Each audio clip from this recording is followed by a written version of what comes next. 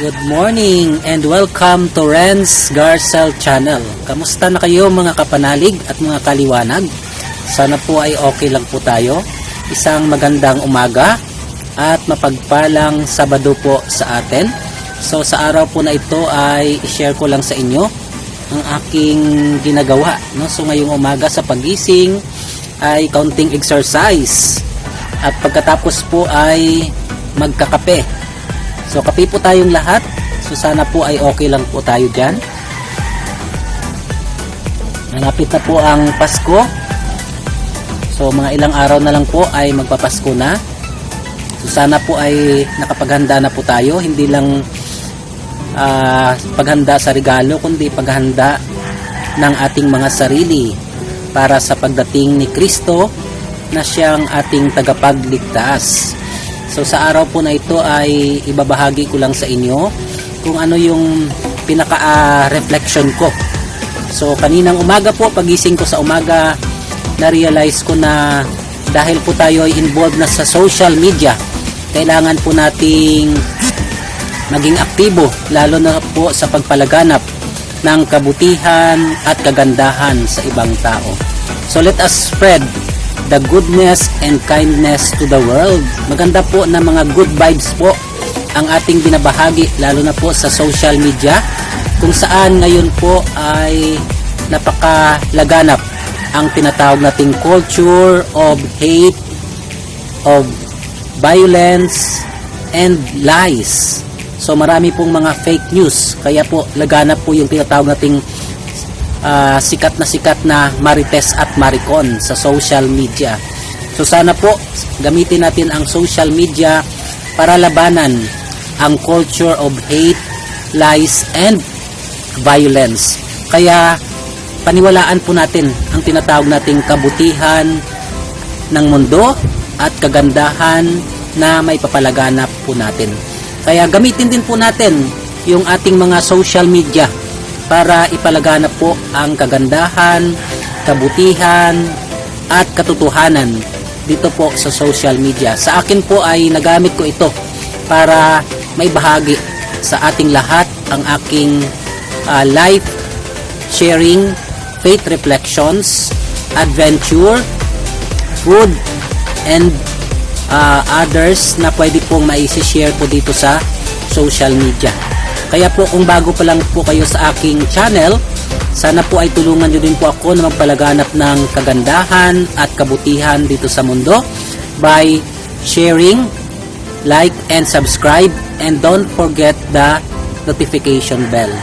Kaya po sa buhay po natin ngayon, kung ano po yung available na platform kung saan tayo po ay maging tagapagpalaganap ng kabutihan at kagandahang loob sa ibang tao ay gamitin po natin ito.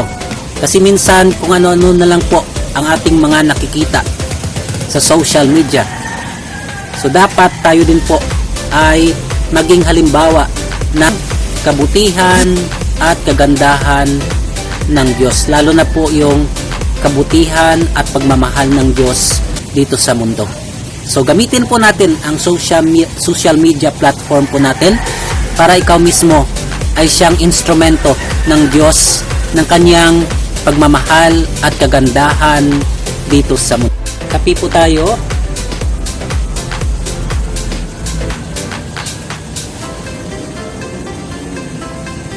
Kain po tayo. Ito na po yung breakfast natin. Diet muna tayo ngayong araw. Kape lang po at tinapay.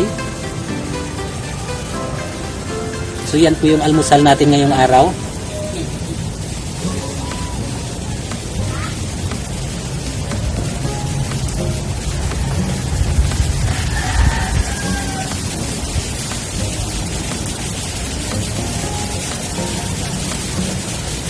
Sana po kayo ay nakapag-almusal din.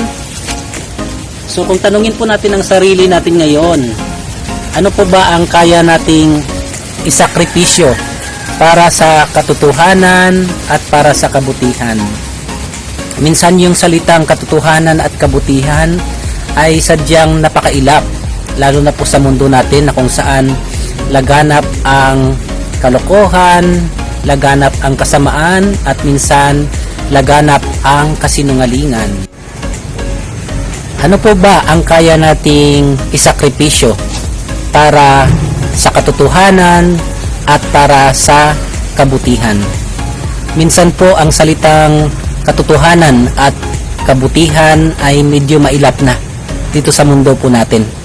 Kaya tayo po mismo bilang mga nanampalataya at naniniwala sa Diyos ay may malaking hamon na dapat gampanan natin ang pagiging totoong imahe at liwanag ng Diyos dito sa mundo at ipalaganap po ito sa ibang tao.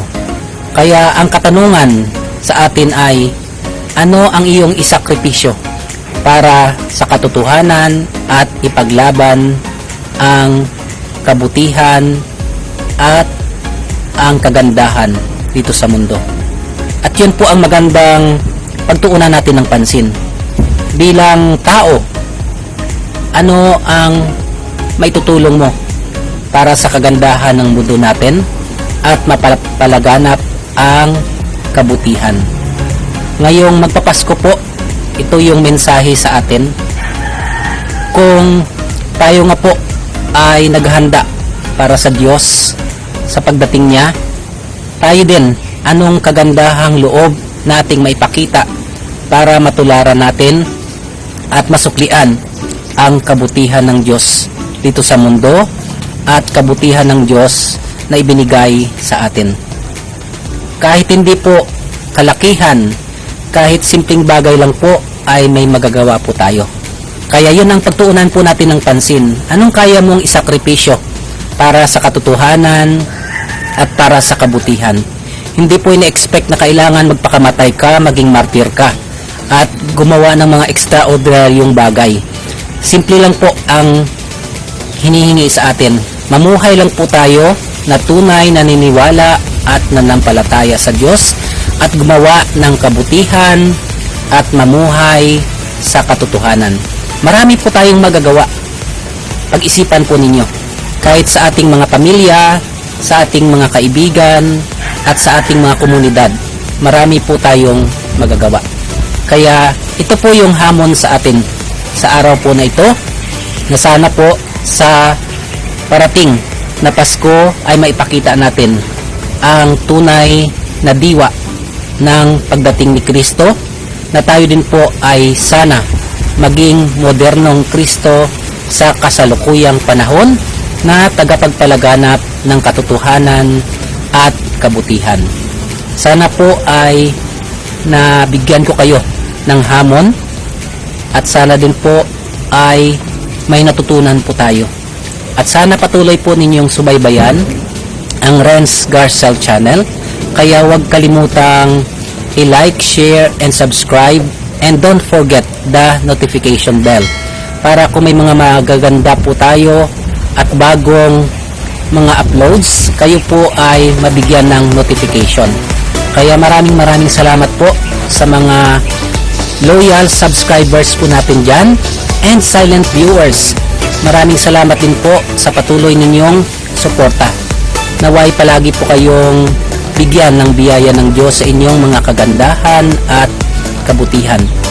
At sa lahat po ng mga teams na sumusuporta po sa Renz Garcel channel, maraming salamat po sa inyong lahat. Sana ipagpalain po kayo palagi ng Diyos. Magandang araw at mapagpalang Sabado po sa ating lahat. Good day to everyone.